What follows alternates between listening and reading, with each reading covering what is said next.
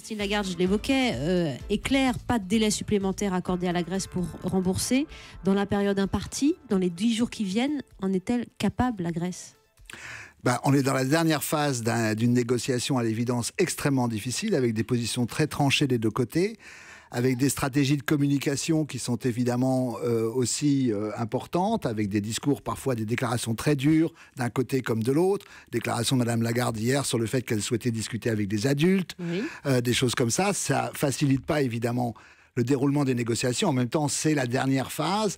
Et je continue de penser que lundi soir, au sommet des chefs d'État, un accord peut être dessiné. Mais il est évident qu'on est dans une situation très, très difficile, car la Grèce seule, à l'évidence, ne peut pas honorer ses engagements à la fin juin, vous avez dit, 1,6 milliard, et puis surtout, à la mi-juillet, lorsque la Grèce devra rembourser à la Banque Centrale Européenne 3,5 milliards, qu'évidemment, elle n'a pas aujourd'hui. Alors, on les connaît, hein, ces montants à rembourser depuis longtemps. Ça fait des semaines que la Grèce travaille sur des scénarios qui ne sont pas tenables, avec des négociations qui ne sont pas assez techniques, qui ne sont pas assez précises. Voilà pourquoi chacun dit maintenant que la balle est dans le camp grec et qu'il faut travailler. Voilà pourquoi Christine Lagarde parle d'adultes. Ça veut dire quoi? Ça veut dire que le gouvernement grec prend les choses par-dessus la jambe?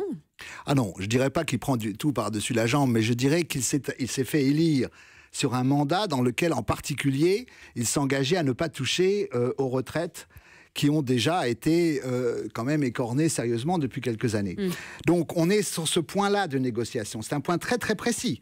Vous savez, si vous deviez quantifier le désaccord aujourd'hui entre les créanciers de la Grèce et le gouvernement grec, on parle de 2 milliards. On est à 2 milliards de différence dans les propositions des uns et des autres. Alors, ça paraît pas énorme. En même temps, évidemment, pour un gouvernement qui a été élu sur une plateforme très, très ferme, très dure, c'est très difficile de revenir devant son électorat et devant ses électeurs et de dire, finalement, on a accepté parce qu'on n'avait pas le choix.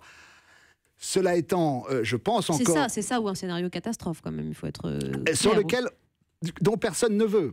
Et là, il y a une question qui devient une question politique plus qu'économique. Sur le plan économique, on parle de 2 milliards de désaccords. Sur le plan politique, on parle d'un pays qui quitterait la zone euro, éventuellement, voire l'Union européenne, c'est-à-dire l'abandon d'un pays européen par le reste de l'Europe. Un abandon accepté. Oui, ce serait une première, ce serait dévastateur pour le peuple grec aujourd'hui qui commence à se précipiter au guichet des banques. Ce serait à la fois dévastateur pour le peuple grec, et là, je crois qu'il ne faut vraiment pas être démagogique. Ce serait une très, très, très mauvaise nouvelle, en particulier pour les classes populaires qui ont voté pour ce gouvernement.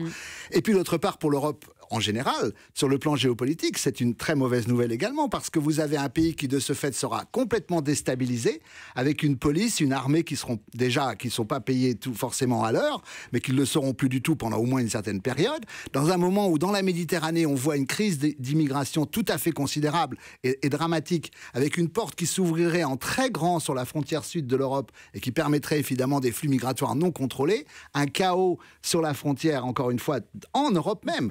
Ça, c'est vraiment un choix politique. Est-ce qu'on accepte ça ou pas ?